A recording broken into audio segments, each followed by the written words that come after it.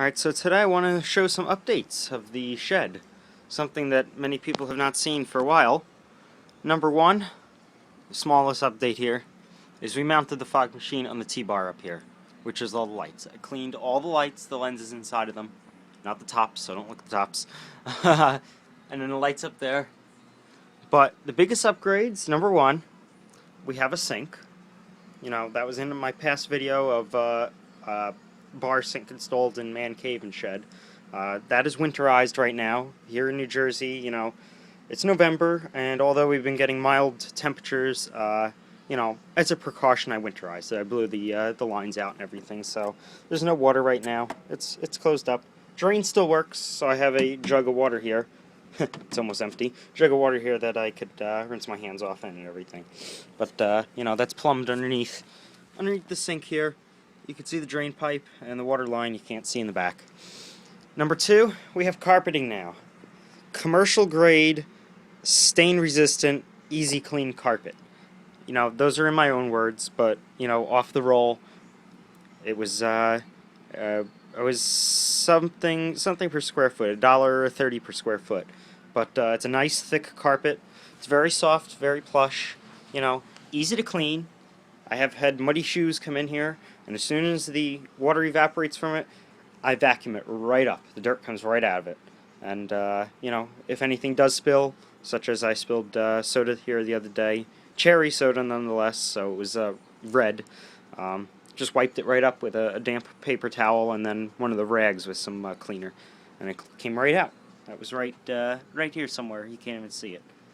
So, carpeting, I kept it cut out underneath the workbench. Not the best job along the workbench, but you know, again, it is a shed. Kept it cut out this way if there's ever a leak for the sink. You know, it's easier to wipe stuff up, any chemical spills that I store or anything under there. So that's that other thing, carpet. I put a trim along the front so it does not come up. It's nice and solid, nice, straight, even, clean looking. Number three, more insulation along the walls. I did that wall here, all the way around, and it cuts off right over there. Did not do the back wall yet. The ceiling is done. The back wall is the only thing exposed right now. The doors I re-weather stripped. All the doors are re-weather stripped. There are no drafts at all, so it's nice and airtight.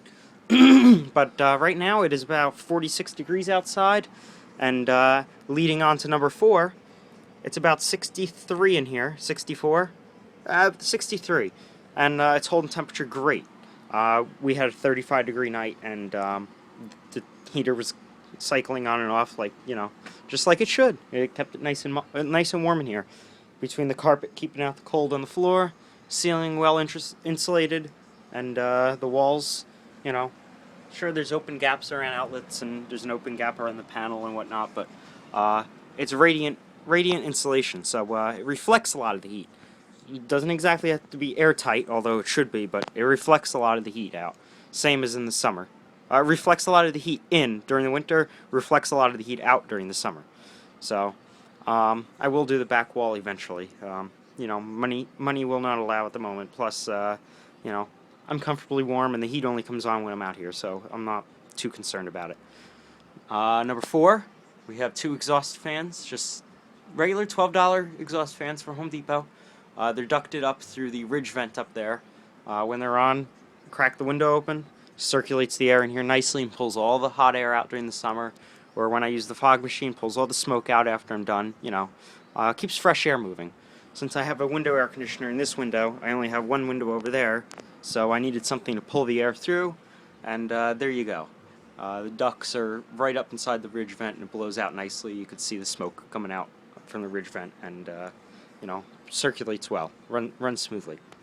Also have an emergency light wired down that runs to its own breaker in the panel, emergency lighting. So I flip this off, simulating a power outage. The light comes on. Now if I shut off the inside lights, you know, dim those. Now if I shut it off, it lights up the place really well. You know, putting aside the blue LEDs over there, but the ground is nicely lit up, the whole area, It's more lit up in here than on camera. The camera really doesn't show. But that thing will run about 2 hours during a power outage. I had it running a couple of weeks ago to simulate it, and it was shining nice and bright still. Another upgrade is rope light dimmer. We do have rope lights here. They're unplugged because I have Christmas lights running off of it right now. Some garland and a wreath, which is all on the dimmer. But heater, we have regular wall thermostat mounted in a box. You know, I do realize this is going to turn on a little more often than usual because there's a gap to the colder air, but it works just fine. There's the heater. It's a in-wall heater by Fahrenheit. It's a 2,000 watt, 240 volt heater. Warms this place up nicely. You could feel a nice hot jet of air. Probably about I want to say 8 feet back from it right now, and I feel the hot air still hitting me, even though that fan is blowing the other way. But I feel the warm air circulating through the room, and it really warms up this place nicely. And once it heats up, it shuts off for about a good 20 minutes, and then it clicks on for about 5 minutes and shuts off for 20 minutes. So for the back wall being open to the cold, that thing really does a great job, and it heats this 12 by 15 foot space up rather quickly with a pretty high ceiling. Ceiling's about 10 feet in here, 12 feet at the peak. But those are a few of the updates. Besides for that, I think compared to the other videos, it's about the same. 2 JBL subwoofers. They all used to be stacked in the corner, but I separated them to even out the bass.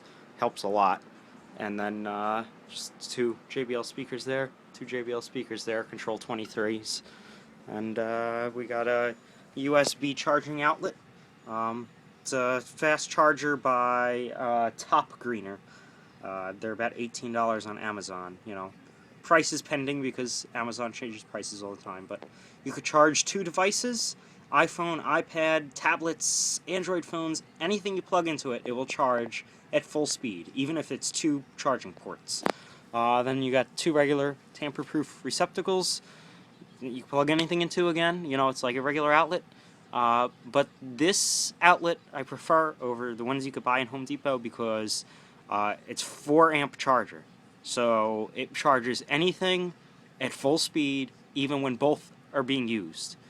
You get the ones from Home Depot, you can only use 1 charger port at a time, and sometimes it'll charge an iPad very slowly. I don't have an iPad, but that's what I read online, so I stayed away from those because, you know, always want to be prepped for whatever I might buy in the future. But that's pretty much it. That's our update. For those that don't know, still got the microwave, still got a fridge. This fridge is from 1978, but still runs just like new. And little frying pan there, which has not been used for a long time, as you can see the dust, and a little tabletop stove burner. Besides for that, that's about it. Thank you for watching. Please rate, subscribe, and comment. And if you like these videos, please share them and like them. And the more likes and shares I get, the more views, the more I'll make videos. Just keep them coming, and I'll keep uploading.